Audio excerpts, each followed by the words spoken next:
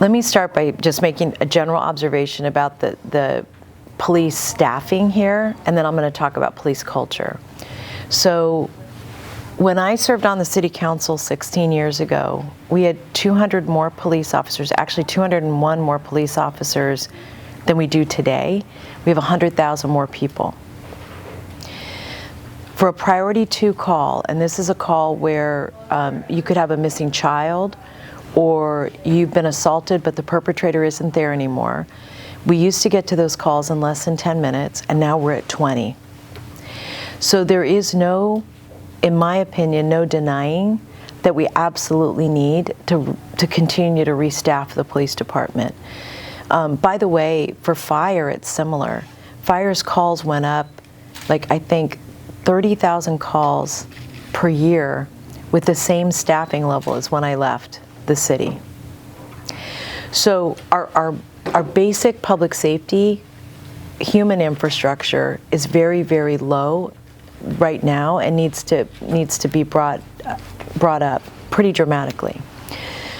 But the question you ask, that's a very important one, is what is it that we're doing to really dramatically change how policing is done in the city of San Jose and how it's done across the country? And one thing I would say is that we use a very old-fashioned policing approach nationally.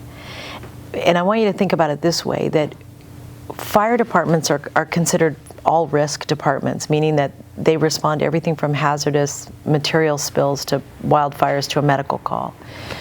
And we've been treating policing very similarly.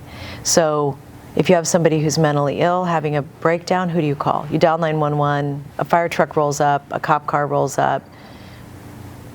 That may not even be the right response. And so what I think we have to be able to move to is, what is the right response for the right call? So in our community, we've added 3 different approaches that I hope start to change the way we respond. And then, sorry, I'll talk about that, and then culture. So as an example, we now have, as you know, nationally, 988 has been implemented. And 988 is such an important tool because we use it right now for crisis, if someone's suicidal.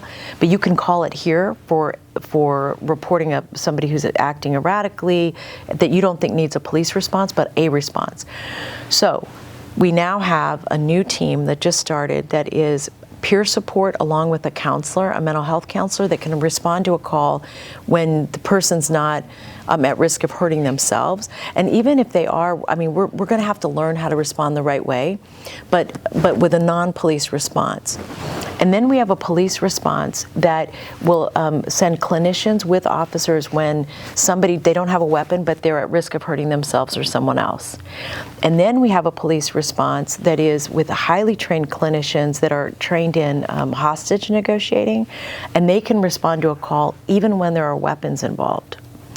So we're starting to evolve into the right response for the right call.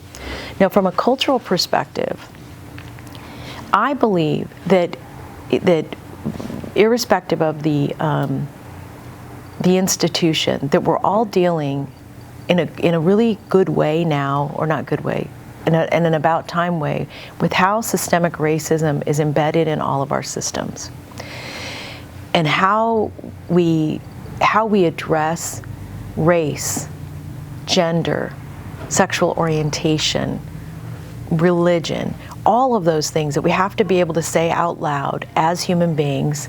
We are biased, all of us. And how that bias or discrimination gets expressed in our daily lives is critical to understand so we can stop doing it. Police departments are no different.